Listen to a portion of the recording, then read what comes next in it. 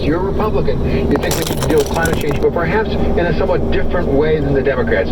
Give us a synopsis of exactly what a conservative approach to climate change is.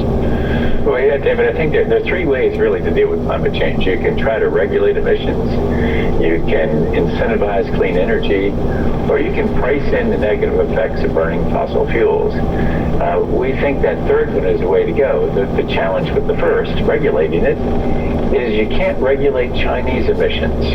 And so that's a real limitation. And worse, if you regulate here and they don't regulate there, and manufacturers pick up and move there, then you go downhill in solving the problem of climate change, because they're going to emit more there when they move there than they're emitting here.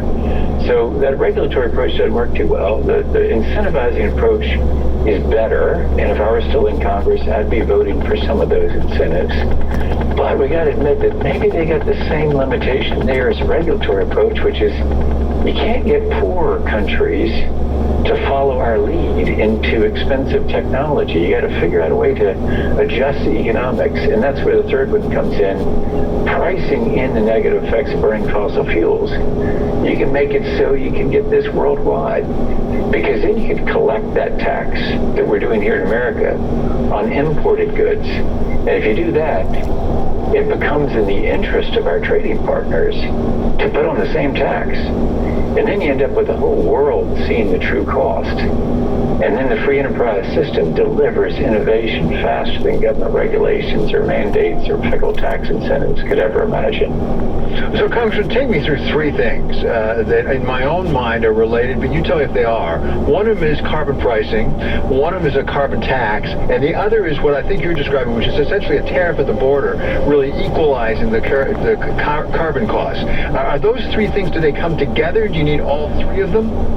Yeah, all those things come together. So in other words, what we're just trying to do with right now, the problem is with being able to emit for free into the trash dump of the sky, is that lack of accountability results in havoc, because I get away with it. I'm Inglis Industries. I get to dump on my neighbors, fouls their lungs, ruins their planet. But hey, it's great for me because I don't have to buy new equipment that cleans up my emissions or sequesters the CO2. Great deal for me, pretty good for my customers, right? Because they're getting a cheaper widget from Inglis Industries.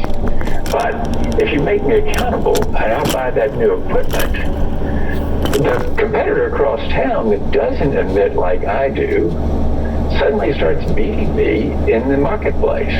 And then consumers are driving this innovation. That comes from pricing. And then the other part of that, David, was, yeah, if we're going to do that here, if we're going to bring that kind of accountability in America, then you got to impose that accountability on China. How do we do that? We can't go there and tell them what to do, but we can say this. Hey, that stuff that you're importing through our ports, it just got taxed.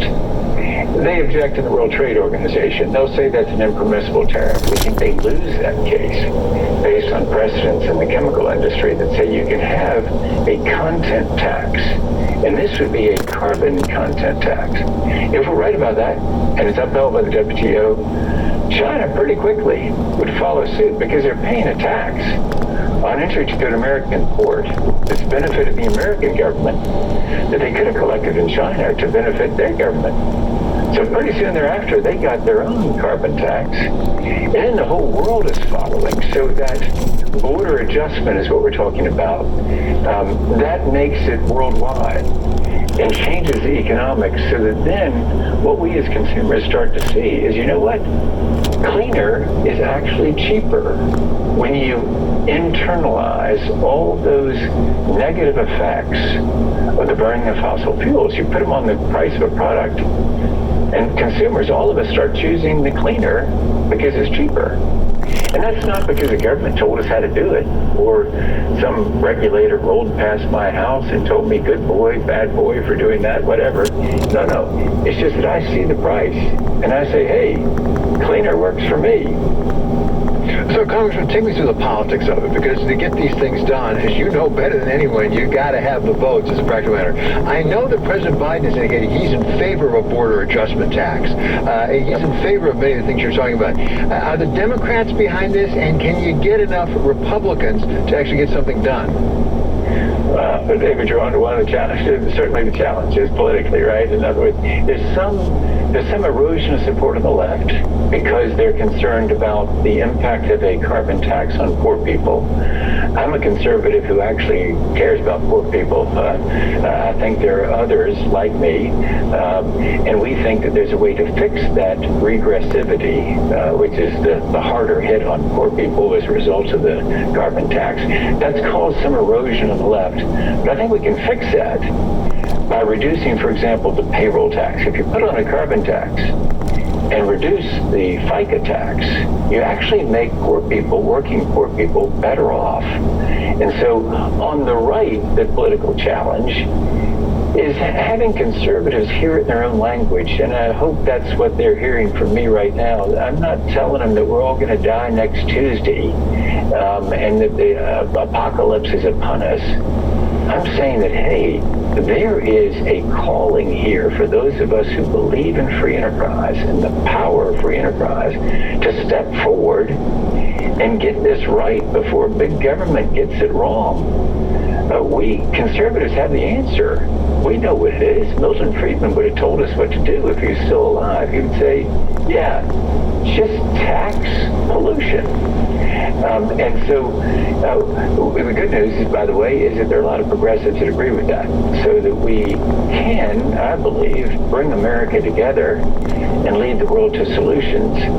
But it starts for us with reaching fellow conservatives with this clear language and hopefulness of the power of free enterprise innovation. Well, if you have Milton Friedman on your side, you got a shot. In my experience with conservatives, exactly right. Thank you so much. Really a delight to have you with us. That's former Congressman Bob Inglis. For Bloomberg First Word News.